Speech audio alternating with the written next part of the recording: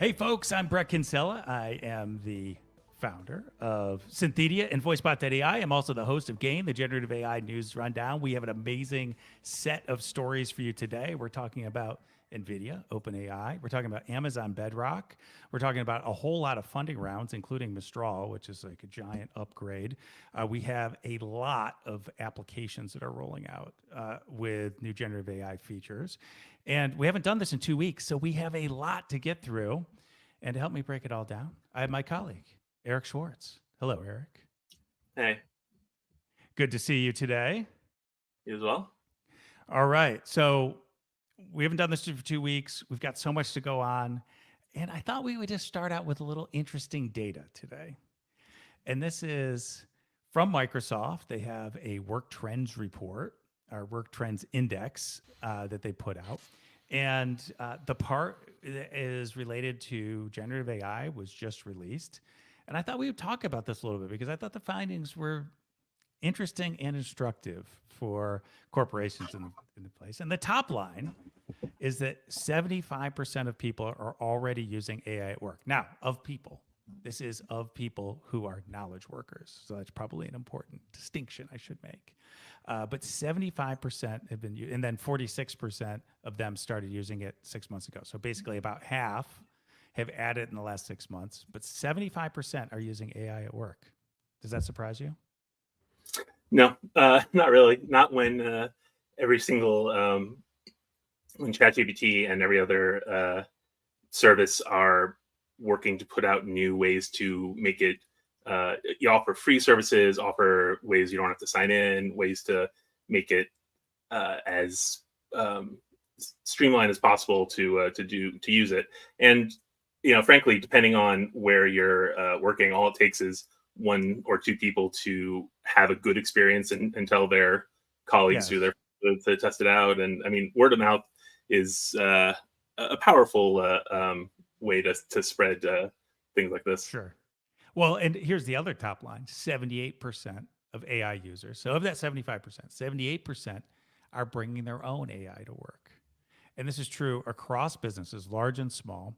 And there's a couple of different reasons. So, it is actually more common in small companies, but only slightly more common. It's like 80% versus, so it's like across businesses. People are reluctant, about half of them are reluctant to admit they're using it. And there is some worry about the fact that if they are using it and tell people that they will be viewed as replaceable. And there's other data in here which we might not even get into, which is about this idea of if they don't have it, they are going that they're going to fall behind. They're not going to be as competitive in the job market. Yeah, I do get that. I would if I thought that these engines were as good at writing articles in the way that I write articles, I probably would be more worried. But to be honest, they don't. But I don't know. I think it's interesting that they're reluctant to admit it because there's so many things, especially now when companies are keen to streamline. There's so many people who have jobs that involve roles that they're not necessarily expert on. So, like for instance, like I have no problem admitting I use the image generator to find images, just because I'm not a great graphic designer myself. So if I can think of an idea and have it be made for me, I'm happy to use that. But yeah, but if people found out that you had a agent built on ChatGPT that wrote 90% of the copy for all of your stories, and some of them you didn't even read before you published them, they might question whether you are providing a valuable service to the world.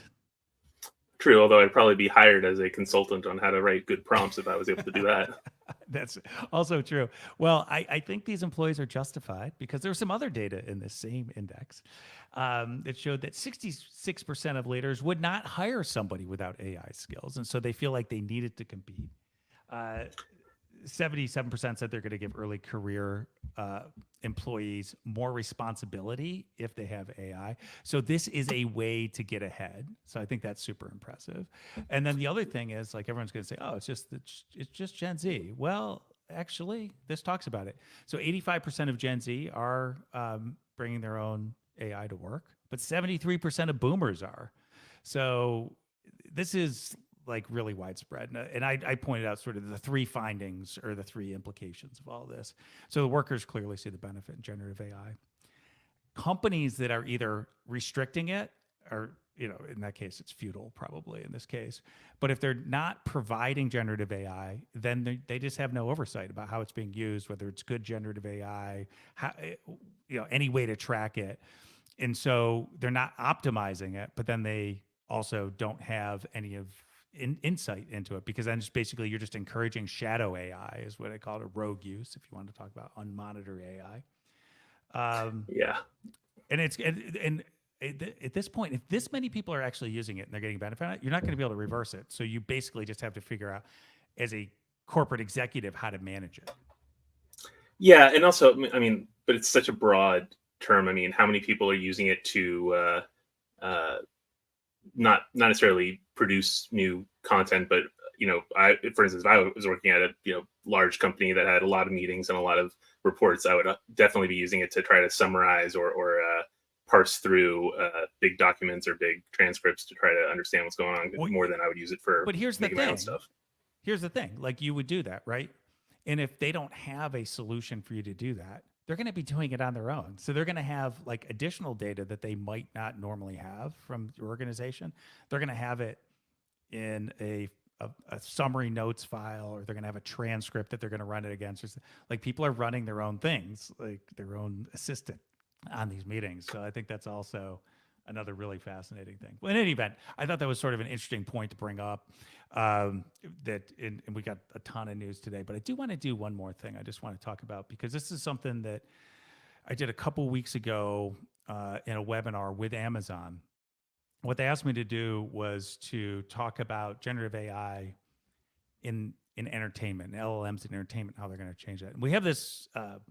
For people who didn't see it, there's a link in here in Synthesia for this article where you can actually watch the discussion between me and Emerson Sklar, the head evangelist for the Alexa group, does other things over there as well.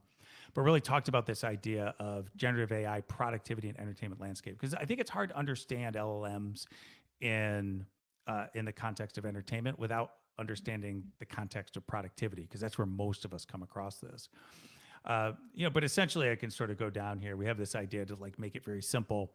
There's productivity and entertainment. It's kind of a spectrum, because a lot of the things can be a little productivity, a little bit entertainment. But then we did this new thing where I suspect a lot of the folks who read Synthesia, have been watching Gain, have come across this idea of the knowing and doing assistants. So most of the assistants either know something like ChatGPT, or they can do something, kind of like Alexa, Siri. Grammarly is like a doing assistant, right? It just like does one thing. It's very productivity oriented. But we also introduced this new concept of the connecting assistant. So anyone's been in the assistant game, we always think of these as sort of these one-on-one activities between you and the AI. But more and more, we're starting to see some of these things crop up that are connecting assistants, like character AI as a connecting assistant, which might be one-on-one in terms of this idea of you connecting to the AI, as opposed to being just like something that entertains you, lean back, or does something for you, sort of lean in. It's this idea of an emotional connection. But then there's all these other things like Suno, which are designed to share, or even like Song Quiz, as it's upgraded to generative AI, is designed for multiple players, like to play together. It's like, and so this is like a new emerging area that I thought was like really interesting as we did additional research in preparation for this event. I thought it might be a good way for people, when they encounter generative AI applications that are really assistants, this might be a good framework for them to think about it. Because how is Grok, or how is or was Pi different from Perplexity or Gemini? How is Party Rock different? How is Meta AI Personas different from Meta AI Assistant, right? And so when we think about this broad swath, we just think of them all as assistants or generative AI. But we're getting to the point now where we're starting to get more into the specialization. And some of it's organic in that they put something out that was a generalist tool and it was then used in a certain way. And so that's the mental model that users start to apply to it, and that's how they want to use it. And then there's others which were very deliberately in that space, like GitHub Copilot. It's like a productivity doing assistant. It's yes, it knows things, but it's really about generating code and debugging and all these other types of things. Whereas character AI is sort of the opposite end of the spectrum. It's about connecting with this like digital persona that you created, or maybe a persona from history.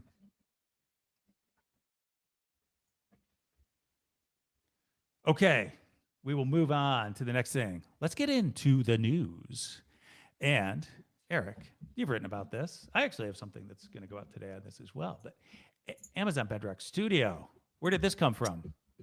It's the we're shifting into, it's not quite a new age per se, but the studio idea has sort of taken off pretty quickly between what GitHub is doing and what Microsoft and so on, and now Amazon's Bedrock, which is the platform for building generative AI apps, now has Amazon Bedrock Studio. So the idea is to make it even faster and easier to design and fine-tune models and apps, to especially the sort of testing element and the database expansion. So it's a really basically for enterprises who want generative AI apps who use AWS. Amazon's trying to continue to encourage them to stick around AWS rather than looking at what some of their rival cloud platforms offer in this regard, because this seems to be a quiet but intense area of competition now among the platforms, at least for creating generative AI apps, I would say. Yeah, absolutely. Okay, so let me break this down for folks, because there are a lot of different solutions that particularly the cloud providers, are putting out there, and they are different. So what you have in the Azure world, so the most mature of the clouds in terms of this, because they've been working on it the longest and they've had the most users, largely because of the early to market plus the OpenAI exclusivity. So they have Azure AI Studio. This is where you build your custom applications.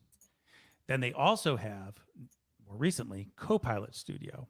This is where you configure customized applications, but it's really more of a configuration. You don't have all the knobs to do really deep customization. You actually have, it's a level above like a GPT, but not much. If people are familiar with ChatGPT and the GPT's concept. So this is really for like a business analyst, or just like almost anybody can do this, because what you can do for like Copilot Studio, you can add a knowledge base, you can do a system prompt, but it doesn't have all the knobs if you want to like do deep function calling and things like that. Now that'll be added over time, but think of it as the no code or low code solution, whereas Azure AI Studio is the code solution. Now in the Google world, this is Vertex AI, which is sort of the code, the developer solution, where they just announced a couple months ago, Agent Builder. That is the equivalent of Copilot Studio, the low code, no code type of solution for configuration by analysts. Developers use them as well. Amazon Bedrock Studio is that low code, no code equivalent. So what they're doing is they're bringing to market something that is, they're trying to basically get to parity with Azure and Google Cloud. How's that? Does that help everybody? Because there's a lot of folks are like, what is all this stuff? And I was just at this meeting in Redmond. It was a very limited audience, so it was really great. We were just sort of going through all this. I mean, there are a lot of Copilots, right? Yeah. There's Copilot for Windows, Copilot 365, Copilot Studio, Azure AI Studio. Like, how do I know when to use this? Plus, there's Copilots within applications. And then you've got the different nomenclature, but the same concept over in Google land. So I always want to sort of break this out. This is a tool for making sort of your simple no-code, low-code bots. And if anybody comes from the conversational AI world, you will recognize this, because it's fairly similar to the bot builders we've had in the past. But the key difference is they tend to be form-based. Whereas in the conversational AI, we are actually designing the conversation and tree branching and all these other types of things. So there are all these visual drag and drop providers. What generative AI does is sort of flatten this all, because like the conversations, the generative AI solutions are very good at sort of just doing that. We don't have to be prescriptive about it. And so now we have these form-based solutions. So that's like, if you want that context, there it is. Yeah, it's also, I mean, not that it's the most important element, but some of this does feel on the, like there's some new features that Bedrock Studio has, the database expansion and some other new tools, but they do feel more like an expansion of Amazon Bedrock rather than like a new place entirely. So it almost feels a little bit like they're getting questions from customers about, GitHub Studio, GitHub Studio, or Azure Studio and so on. And they're saying like, oh, well, okay, we just have to have something we call Studio, and we'll just say that it's that when we put out our next round of updates and new features. Yeah, well, studios for developers, but maybe other people too. I think that's the terminology. Hey, folks, this is Gain, the Generative AI News Rundown. Thanks for joining us today. If you are out there, and I can see a lot of you are out there, if you're on LinkedIn, if you're on YouTube, if you're on Twitter, give us a like, please. Please share it with people. Make a comment. Actually, make a comment. Just tell us where you're coming in from. And also, if you have questions or you want to add to the discussion, please do that. So you just post it in there, and hopefully I'll be able to see those and those come through. But I'd always love to know who's here, where you're coming in from, and I love the conversation. We like to work that in as we can. Okay, so you had another story sticking with AWS land. The famous Amazon Q. This is not Q Star. If people remember, like the insiders of the insiders are going to think about Q Star from OpenAI, the rumor with Q learning and all that. Amazon Q is quite different, and it was announced last fall. Tell us about what we have today. Yeah, so it's again extending the idea of what can AWS offer developers, in this case a more interactive generative AI assistant. So Amazon Q, they first talked about it at reInvent, and now it's officially out there. $20 per user per year. So depending on your business and who you need to be, who in your company should be making these kinds of apps, then it's not a bad deal. And yeah, so it's basically trying to combine the enterprise generative AI assistant for helping parse through documents and data and interacting or coming up with new ways to express information. As well as trying to put that into a way that will help you actually create apps or manage apps. So coding, obviously, being the big one, and that's speaking of realms of intense competition, coding is a big part of that.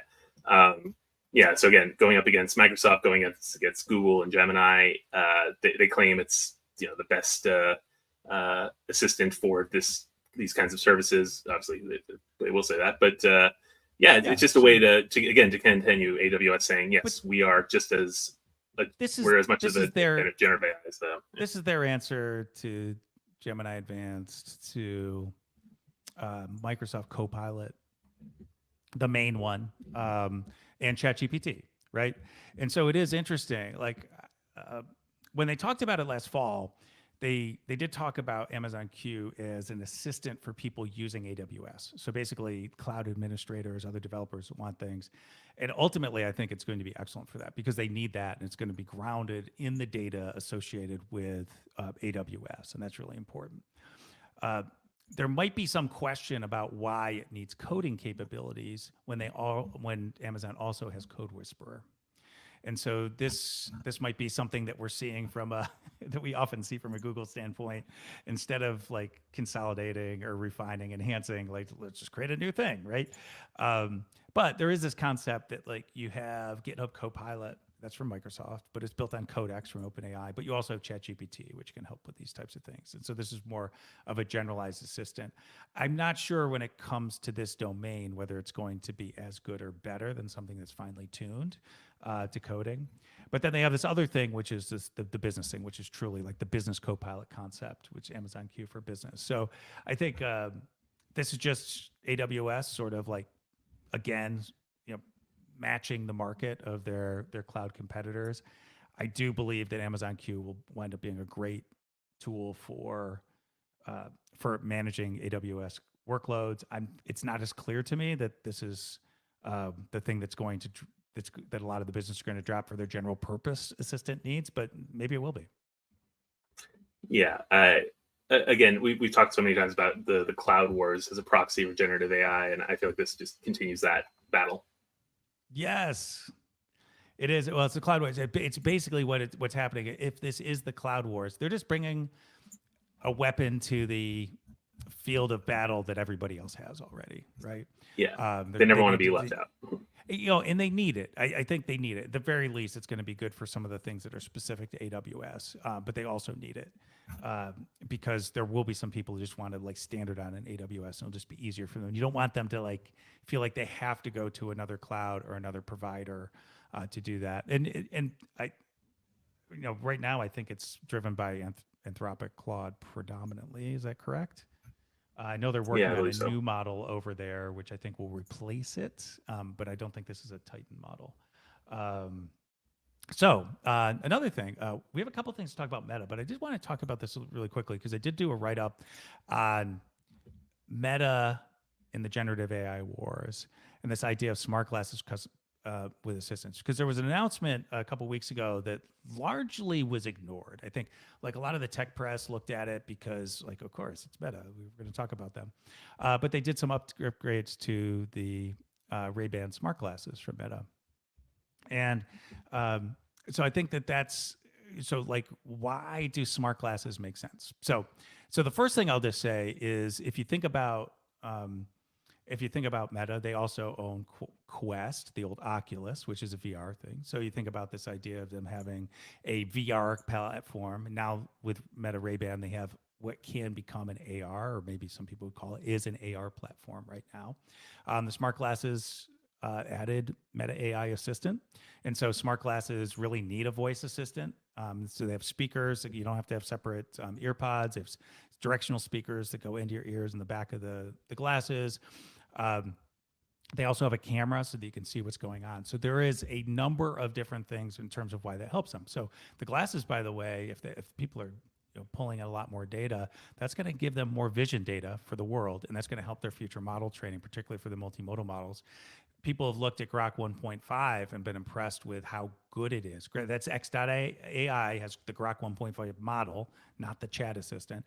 But they mentioned how good it is from a visual identification standpoint. Well, they've got a lot of Tesla data. They've got real world image data that nobody else has.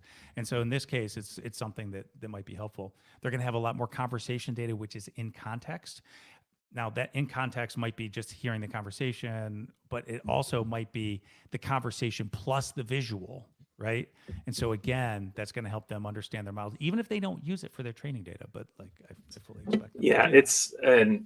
it's funny because this is what happens when you have a tech company this big. Is that the Ray-Ban stuff started coming out before the sort of explosion in generative AI, and now suddenly there's a well-designed wearable that is perfectly suited for melding with generative AI models, and with the added bonus, as you said, of improving those models through what it hears and sees.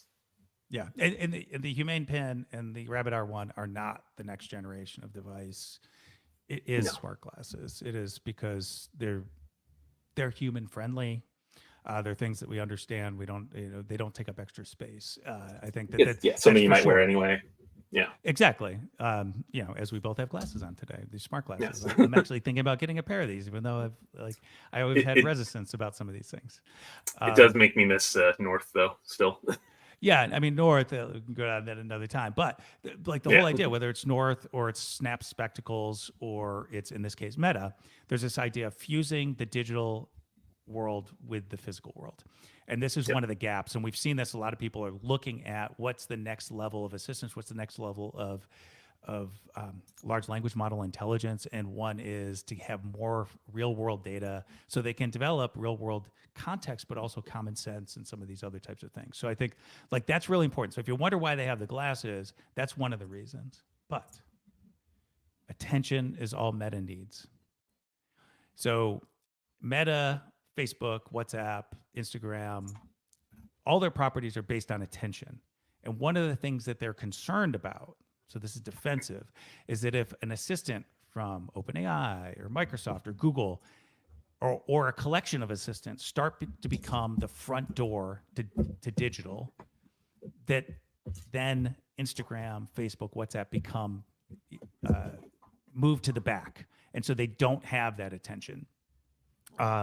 And so then so they don't control it. And so then essentially they're disintermediated, they're getting bypassed. And then how do they maintain that attention? So I think one of the plays here is defensive. It could be like there's an opportunity angle too, but some of it's defensive.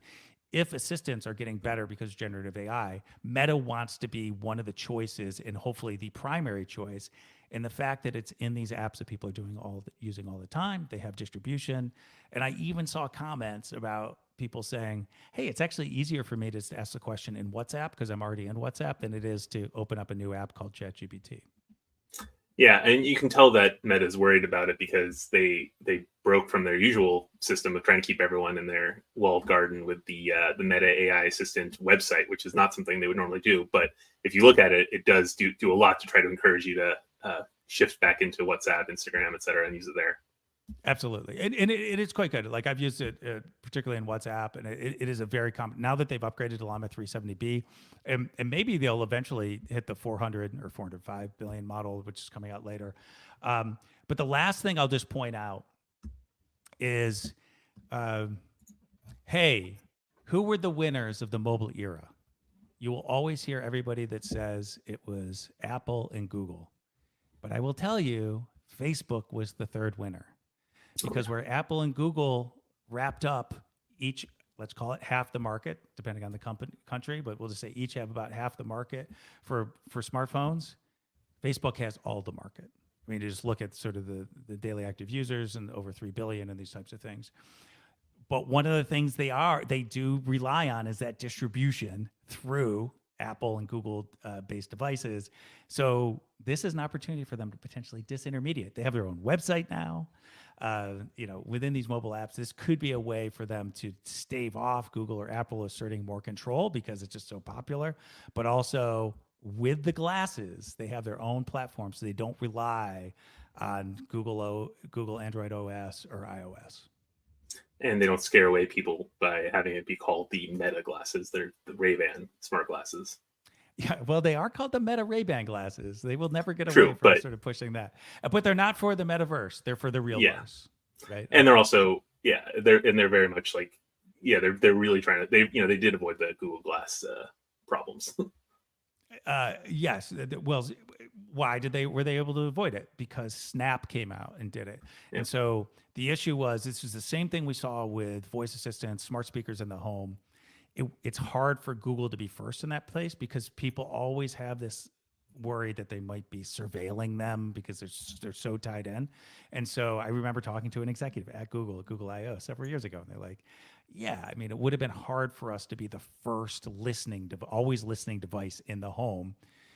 But once Amazon did it and they sort of broke the ice, it was easy for us to come in, right? And so Amazon wasn't viewed the same way. And I think that Google with Google Glass tried to be that first one with taking pictures and streaming video in the real world. And everyone was like, oh, that's terrible. And then Snap came along and had the exact same thing. And all of a sudden people are like, oh yeah, that's cool. So now Meta is just like, someone else paved this for me. Yep. It's I go on about Meta's unusual. They do seem good at finding gaps where their rivals are not necessarily paying attention and finding ways to make a lot of money there. Yeah. Hey, power of distribution. They have the largest user base. So isn't that great? All right. So that's Eric Schwartz. He's the head writer at VoiceBot.ai. I'm Brett Kinsella. I'm the founder of VoiceBot.ai and Synthedia.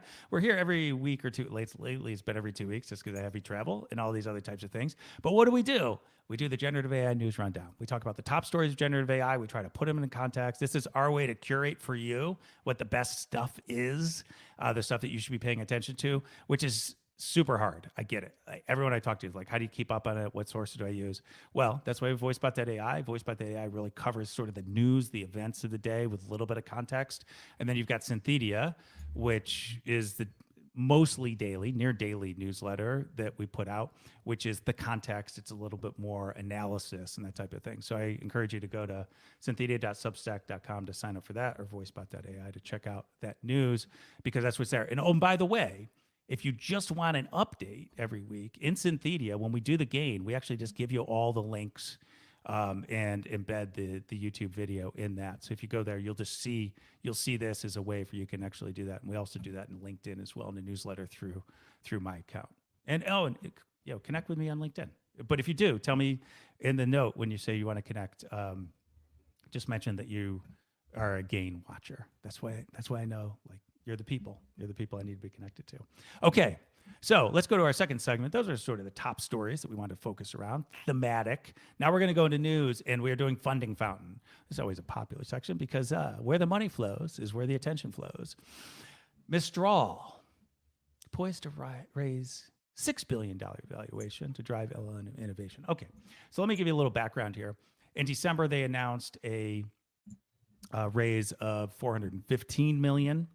And that was at a 2 billion post money. So it was like they were 1.5, 1.6 billion in valuation. And then they added the 415 million. So 2 billion valuation. Now they are raising at 5.4 billion valuation pre-money with a 600 million contribution. At least that's what the reporting is to the Wall Street Journal and TechCrunch.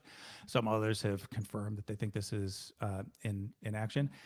So I call this, the reason for this is Mistral Mentum, right? So in December, they raised this big amount, but they also 8x7B model. Since then, they had the 8x22B model, both open source. They've done Mistral Small and Mistral Large, which are proprietary, available through Azure, which was a deal they did with Azure. They're available on AWS. I'm told they're available on AWS, but like if I go into AWS, I can't find them. So it's a different question. They are on Google through Vertex AI. So they've got distribution, they've got momentum, they've got a lot of customers. They have this background coming out of Europe, which is like really important. So there's a lot of European companies that want to bias towards that. Plus, they're really focused on a lot of the European languages and being as good or better than the OpenAI models. So if you think this market is over, right, and the big players are going to win, Mistral came out of nowhere, right? Not so much out of nowhere because you've got former Meta AI researchers, Google DeepMind researchers that founded this. But a year ago, they had nothing, right? And they were just, I think, Mistral Small came out. Like it was Yep. less than a year ago. And so, and they've got these really high performant models, and they really focus on this idea of cost effectiveness. And there's a reason why. Then, in my write up on this, like I talk about this because Arthur Mensch has done a lot of interviews lately. It's basically didn't have the money to do larger models, and he didn't have money. The only way he was going to be able to do that was to be more cost efficient in training. And so bringing in the 600 million is two things. It's going to help them do larger models. It's also going to help them with their go-to-market because that's also very important. It's going to help them invest in Lexion, which is their ChatGPT solution, which is very narrowly available. But if they want more people to use that, particularly in non-native English speakers, they're going to have to fund the use of that because inference is going to be expensive. But this also just comes down to the fact that it's not just a performance competition. That performance has to turn into cash pretty quickly, investment cash, not revenue yet, but investment cash, so they can continue on the innovation frontier.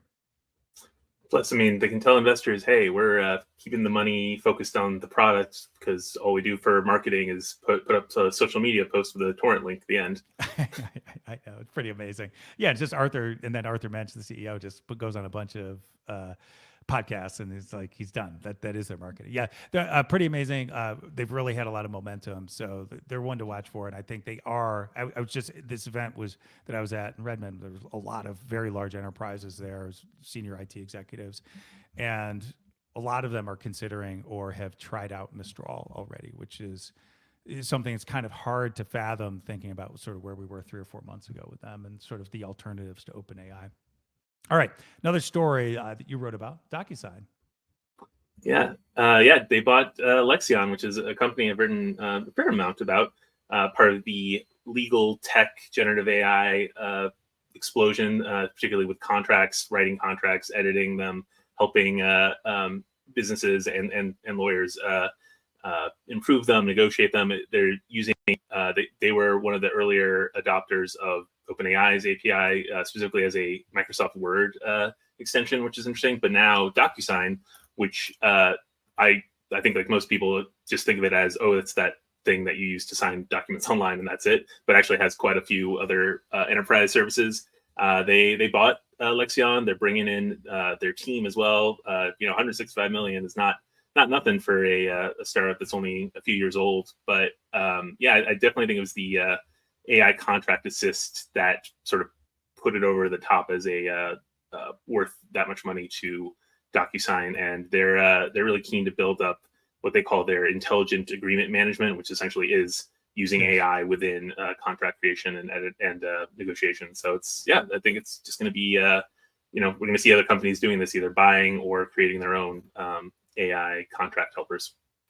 And apparently in this market, you have to have word integration because that is the tool of choice for most law firms, that they sort of start with documents and they use documents there. And so that was important.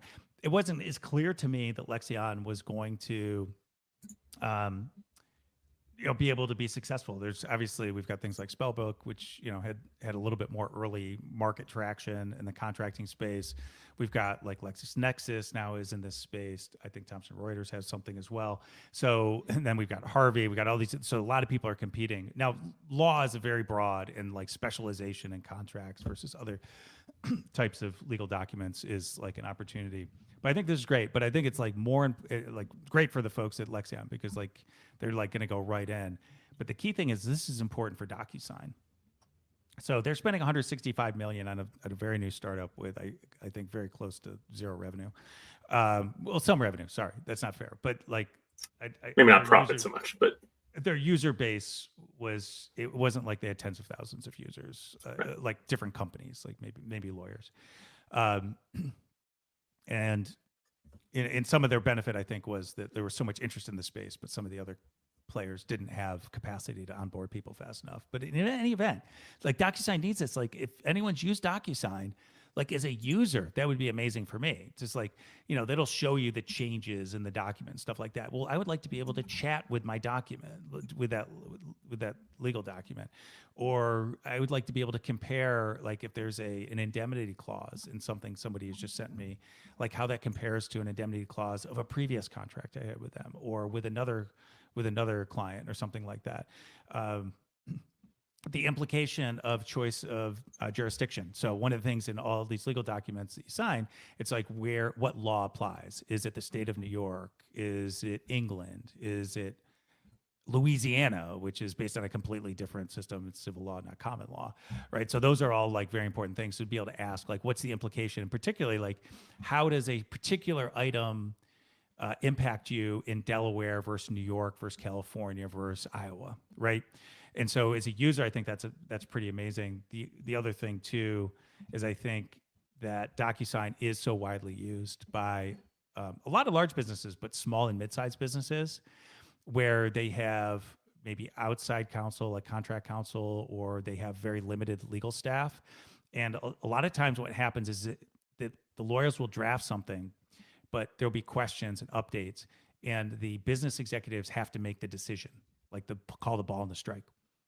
And so do they have to spend the whole time with the lawyer trying to figure this thing out, or can they just query the document and say, hey, they want this changed, what's the implication, or something like that? I think this is amazing. I think this is exactly the type of thing that we're going to see more of. These tools that we use every day now that are text-based, they have a lot of text or complex or domain expertise text, and just making them more accessible to everyone. 100%. Okay, that's my rant. We've got to pick up the pace here. All right. Lamini raises $25 million. Yeah, it's again, enterprise businesses, they want generative AI tools. They want ways to make their data fit into these models, and Lamini's platform does exactly that. It's specifically focusing on helping companies put their information into an LLM and making it useful for them in that regard. So and again, the specificity of the domains and how the models are trained is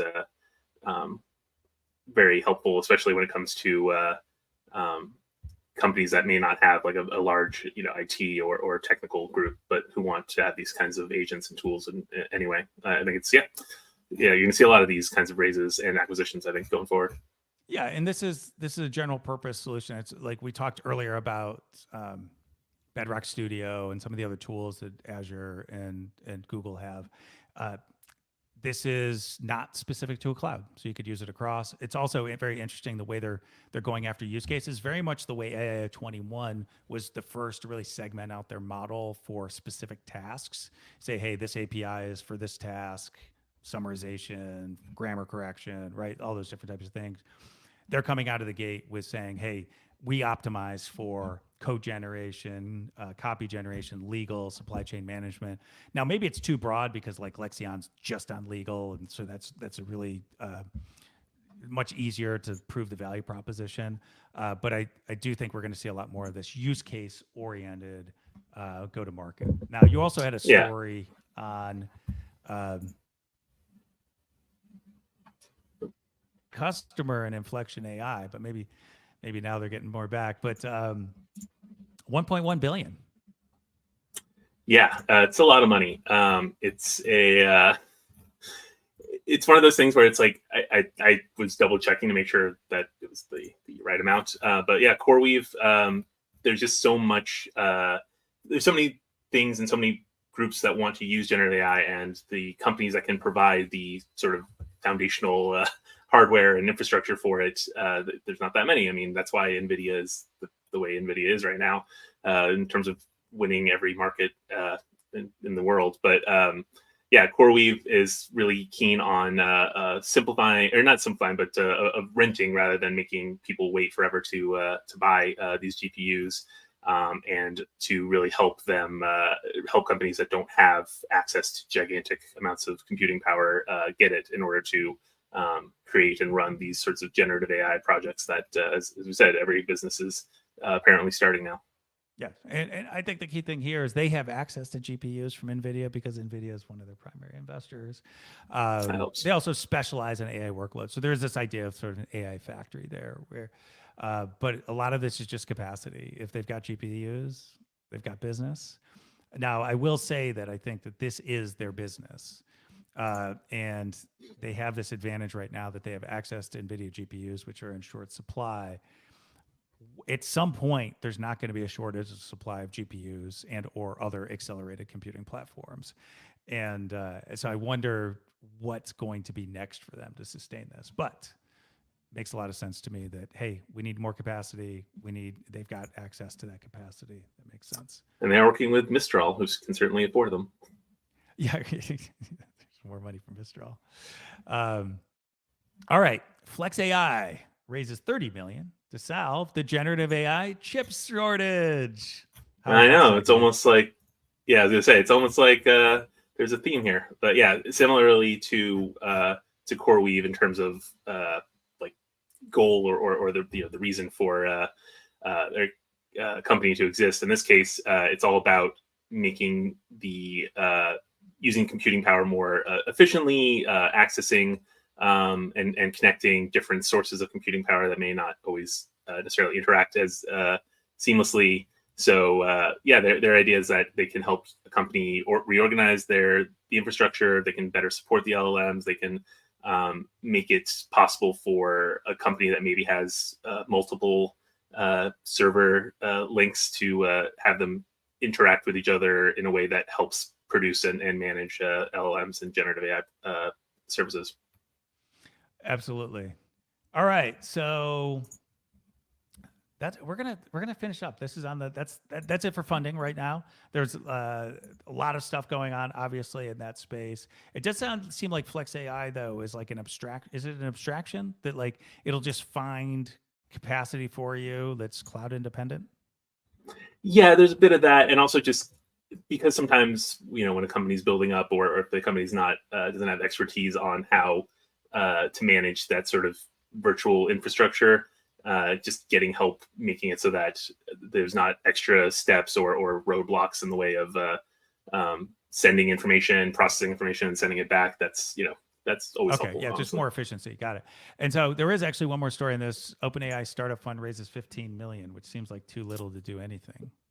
Yeah, that was honestly my almost exactly my first thought. But I do think it what it suggests is that there's going to be more investment in maybe smaller, younger startups in that space. That would be my first guess. The OpenAI Startup Fund has been working a lot with those younger startups, running accelerator programs and so on. So it may just be that they're keen to help get a few of these companies started, or be in at the initial stage of the company. It was notable that it happened right as OpenAI Startup Fund changed its how it's managed because there was concern that Sam Altman had a little too much control because he was the final arbiter for on where the fund invests, and that's not the case anymore. So now Ian Hathaway has taken up that role. But yeah, I mean, they've invested in some notable successes, or at least potential successes, startups like Harvey, when it's, speaking of legal and professional services, video creators and editors like Descript, and a couple different robot startups. But again, looking at not necessarily gigantic investments, but being there at the beginning can be just as important. Yeah, fair enough. Okay, let's move into model mayhem. Model providers. So Snowflake, if you're not familiar with Snowflake, they're like a big data lake provider. So data gravity, a very important concept for everybody to know. Where your data is a lot of times where you want to have your models running or tightly integrated with. So Snowflake is added their own, they've created their own large language model called Arctic. And they've got some other things too, which they've done with Mistral and things like that for their assistant, but this is their own. I'll just bring up, like, we're going to start doing some quick hitters here, but I'll just say, looks pretty good. I think when I look at the performance numbers, which most interests me is not how good they are, or the type of thing. It's in some ways, it's like who they think their competitors are. DBRX, so Databricks is one of Snowflake's biggest competitors. DBRX is the new Mosaic ML model from Databricks. Llama 3, the 8B and 70B, so they're looking at sort of the open space in that, and then Mistral's Mistral models, sort of interesting. What they basically say is they're best at anything related to SQL, which there aren't really standardized benchmarks for, but that's like an important thing to think about.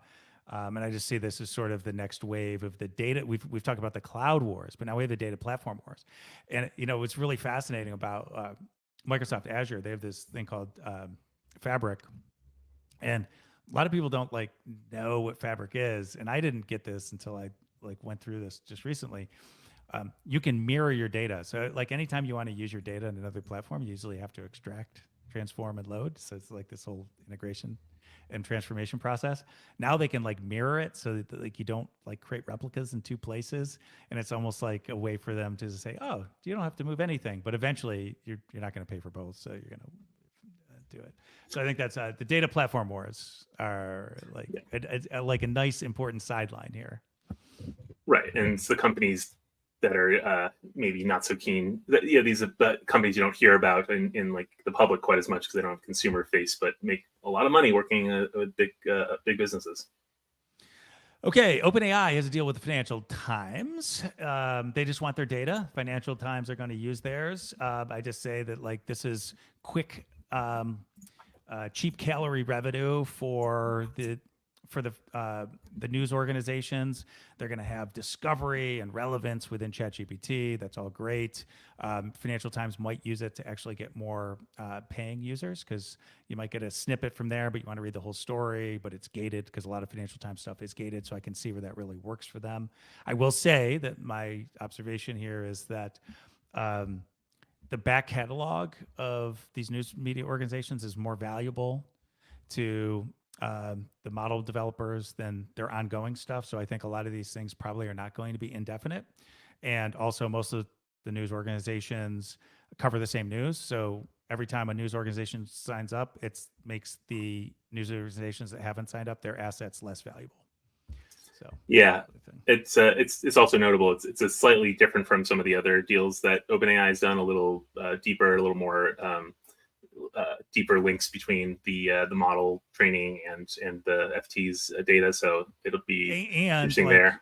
There's going to be some sort of algorithmic push to pull in Financial Times data into ChatGPT with citations and things like that. So I think it's a clever move on their part. And I think it's the opposite strategy of New York Times, which is just doing a holdout. And I think they're going to get, they're just diminishing their relevance. They think they're more unique than they are, but that's okay. Let's see. So next, OpenAI shares secret rules behind ChatGPT behavior. This sounds like a YouTube video headline.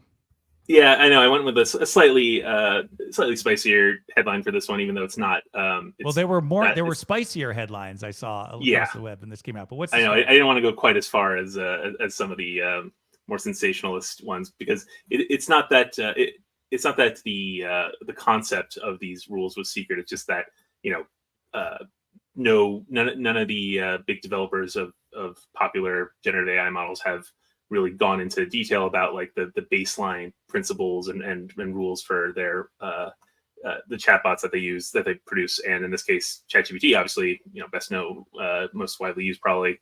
OpenAI was a lot more explicit about, here's sort of our rules of how we decide what ChatGPT will respond to. Here's how we just, you know, the rules of how the API works when it comes to controversial things and so on. And it's interesting that they're soliciting public comment and response as they continue to build these rules out. I think that's in some ways it's smart. There is a risk here too. Like the more you talk about how your models work, the easier it is for people to potentially exploit them from a security standpoint.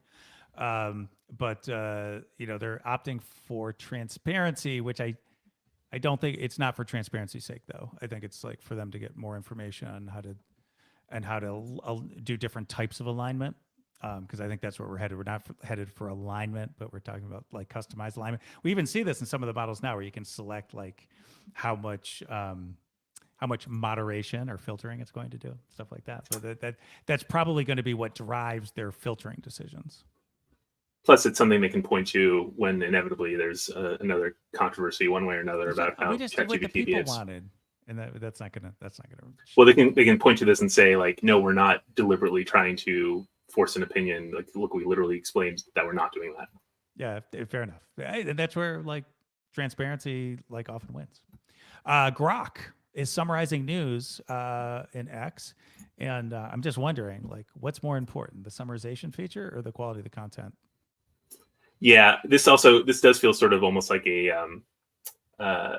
you know, with ChatGPT offering a way to use it without having to sign in and so on. This feels like a, hey, in case you're an X user and you're unaware of Grok, here's a way to start seeing how it can be used, or you know, you'll see this and be like, oh, this is interesting. Maybe I'll test out sign up and pay to test out the actual chatbot itself. And again, it's also part of, I mean, the news on X system has been sort of going through a lot of changes. You know, there was the period where they removed all the headlines and it was just an image, and there was other efforts to try to keep people efforts to get publications to just post on X rather than, you know, having a link. So it feels sort of like, well, if we summarize the news, then nobody will actually leave the social media platform.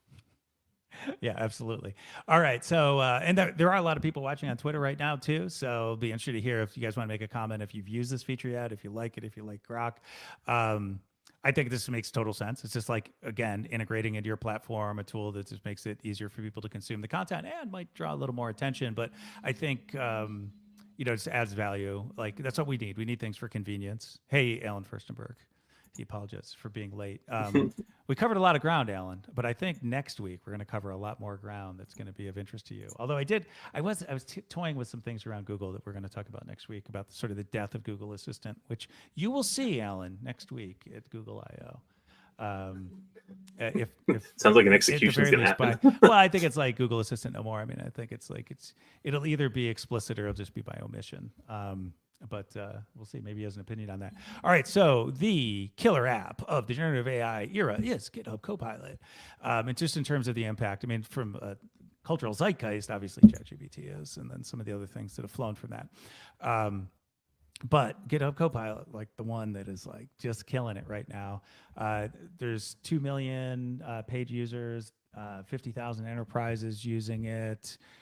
There's a lot of free, like, or a lot of trial users and all these other types of things. I know of one corporation that has close to 30,000 licenses, right? This is something that is moving. It's like, if you're not in the developer space, you don't see it. But I could come back to Ellen in a second. But like, this is the killer app. Now, what they've done is Workspace, what it does is it expands it. Before it was really focused on code. And then they introduced chat that allowed you to like use natural language to write code or to ask questions and type of thing. Now you can actually create a project, you can track issues, all these other things. So it helps the developer get rid of tasks that are sort of like mundane administrative tasks potentially, or things that like require extra steps. But it also brings it to some of the other people in the software development lifecycle who are not necessarily slinging code every day, but are managing other aspects of the project or need visibility into that. So I think that's really good. Um, so I will just bring this thing up from Alan since we just talked about Google. I already wrote about the death of Google Assistant in my pre-IO review. I will have to look at that. I'm sorry I haven't seen that yet, Alan. We'll see what Sissy says on the stage next week, but I'm betting nothing. Yeah, I think it's going to be sort of, they're going to give it a quiet death, and then eventually we're going to have a Google Assistant no more headline in voicebot.ai because we see where all the attention or all the money is going, and that's like what determines what products succeed. All right, so we have another story here around Stack Overflow. They have an OpenAI partnership. I sort of go maybe the snarky angle here a little bit because their policy in December 2020 was you can't use any generative AI. That's like terrible for the development community. They reversed this, obviously. They talked about Overflow AI last year, somewhat reluctantly, like this amazing new thing they could have been announcing. They do have a lot of content. But I will say that I did put the Stack Overflow searches over time, and just, you have a cratering every year around Christmas, so that's like sort of understood. But since ChatGPT came out, there is a steady decline, and they basically, from an internet search standpoint, it's half of what it was before ChatGPT came out. And I don't know if you saw what happened after they announced this deal is that they ended up banning hundreds and possibly even more, even thousands of users who were going through and deleting any answer that had come from ChatGPT. They're actively trying to sabotage the sort of partnership. So a lot of people got banned from Stack Overflow. Well, so Stack Overflow is probably getting some deal to use like some cheap way to use it for Stack Overflow. Stack Overflow needs this because it's a better way to actually get it information and contextualize it. They need this capability. Again, like the news media publishers, I think Stack Overflow is very useful to OpenAI for its historic data. And so they'll use that for new model training. It's highly curated. That's amazing. However, going forward, are they really valuable? Well, that'll determine how strong that community remains. And we've seen that like there's diminishing requirement. So here we go. Alan's got a comment here. To be clear, they still forbid LLM generated answers, at least officially, but everyone needs to generate new AI clean content to train the new models. Google has a partnership with them as well, I believe. Yeah. So their data is getting harvested right now. They're trying to figure it out. They have to like figure out a new way to add value, because what they used to offer is like a way for the community to give you cut and paste stuff, to solve problems. And frankly, things like GitHub Copilot, Google Cody, Code Whisperer, like these things all do that now. So that's tough for them, but it is sort of the fact. So get back, make your community amazing, make them love you for another reason. Because otherwise, like, you're going to be irrelevant. Anthropic mobile app. Yeah, Anthropic, the often discussed sort of third option for generative AI. Now they're going, as happens with all these models, they're going mobile and they're going enterprise. So they have a new mobile app, so you can access Claude, their chatbot, and now you can also sign up for your business for access to a more powerful or more extensive list of bonus or of premium features than the sort of consumer version of Claude Pro. So yeah, it's Anthropic's great. Claude I've been quite impressed with what Claude can do, and now they're trying to really hit more people both on the consumer side and the business side. Yeah, fair enough. NVIDIA, they updated Chat RTX, which most people don't even know exists, but they now are using models from Google and OpenAI. Meta advertisers. I mean, this is already been happening, but this is like sort of the next level of this. So new tools to make advertising more efficient. We all need this. SoundHound's doing a deal with Perplexity Yes, To this was bolster interesting. the voice assistant, sort of coming back to this, it's always a question of sort of where SoundHound is these days. Yeah, I actually had a chat with their COO yesterday, and to put some more information in there because yeah, it's very much the Perplexity trying to expand its own footprint, and SoundHound. Say what you will about it, it's in millions and millions of Yeah. devices, cars, TVs, and so on. And so, even if it's not a Perplexity branded device, suddenly Perplexity has a lot more usage and can point to a lot more demand for what it's provided, Well, and it's and searching. search. And Yep. basically, because of the way SoundHound came up and where it is, like search is a primary function. There might be a situation here too, because SoundHound, since it's gone public, has really struggled financial because they had some business model assumptions that just didn't play out for a variety of reasons.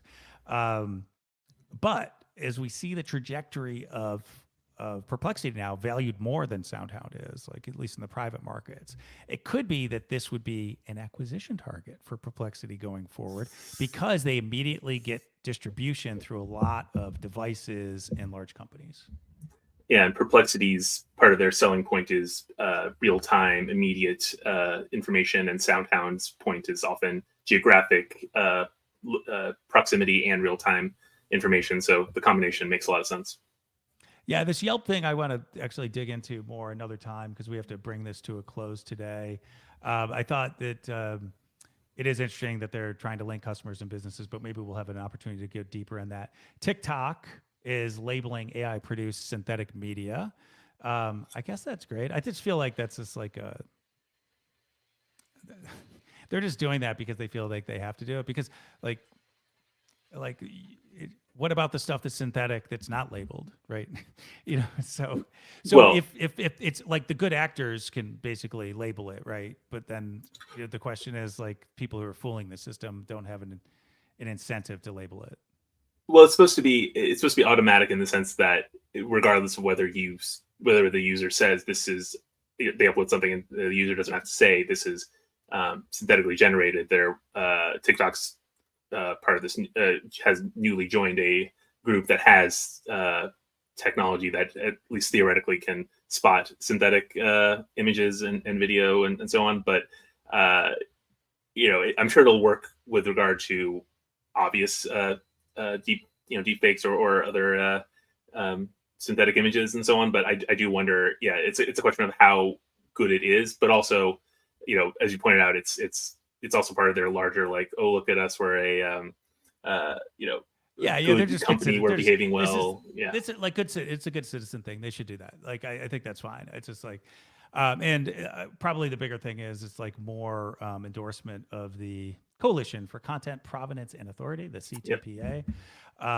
So like as people coalesce around these different standards, like it'll just be easier for everybody to participate. We're gonna do winners and losers of the week before we end. But hey, before you leave, give us a like. Appreciate it. Thanks for coming out, a lot of you today, across Twitter, LinkedIn, and YouTube. So really happy to see everybody here today. Eric, do you want winner or loser of the week?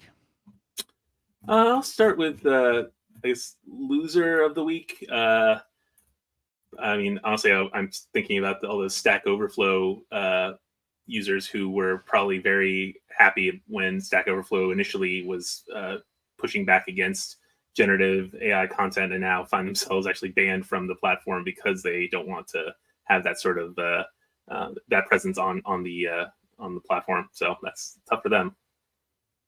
I guess I'll say anybody who thought they were going to get money from the OpenAI startup fund, because $15 million. It's just like, why? I mean, I mean, I guess it's nice for them to spread a little money around, but it seems like incommensurate. And maybe that's a bad thing for OpenAI right now too, although I think they could raise more money for it. I think they have currency, they can give people access to stuff. So I get that. But I think they would want to have more cash to spread around, particularly with early stage people doing innovative stuff. So that's my loser. Who do you have for a winner? I'm sort of torn between a couple. I kind of want to say Perplexity because they raised a bunch of money just a few weeks ago, and they've gone with the enterprise. And even though Rabbit didn't necessarily have many positive reviews, the fact is it's still going to be remembered for being among the first, if not the first, generative AI devices. And now the deal with SoundHound is going to put them all over the place. I think they're Right. even better position than they were. And, a month Rabbit ago. chose Perplexity for search. And yeah, so I think that's a pretty pretty sharp thing. Hey, thanks, Esther. Appreciate your time. It's been an amazing session. Thanks a lot, Esther. Really appreciate that today. My winner to close everything out, Mistral, of course. Like going from less than $2 billion valuation to $6 billion valuation in about 5 months. But also just because of what's happened between them, because what I see this sentiment shift, because I see people thinking about this new category of cost-effective generative AI computing, because they've got customers now. Part of it, mind share is upstream of market share in these new technology markets. So they seem to have really captured some mind share early on, is sort of, and in many ways the key alternative to Meta with Llama 3. The key alternative is sort of the Mistral in the open source space. So I think they're going to do a lot more proprietary models as well. I think there's going to be a revenue model there. It's location in Europe, but it's really the Mistral momentum. I think that's the story this week that I'm taking away. Yeah. Plus, it's just honestly much more memorable than some of these other startups that are trying to get their name out there. Mistral is evocative, and you think of it, and you'll remember that over some of the other more bizarre startup names. Very true. Hey, folks, this is Gain, the Generative AI News Rundown. That's Eric Schwartz, the head writer of VoiceBot.ai. I'm Brett Kinsella, founder of VoiceBot.ai and Synthedia. Check out VoiceBot.ai and Synthedia. Just go to synthedia.substack.com so you see the breakdown every day. And join us again. I think we'll be back next Friday. And I'm guessing, Ellen, we're going to be talking a lot about Google because Google I/O is next week. But I'm also guessing we're going to be talking about GPT-5. See you next week.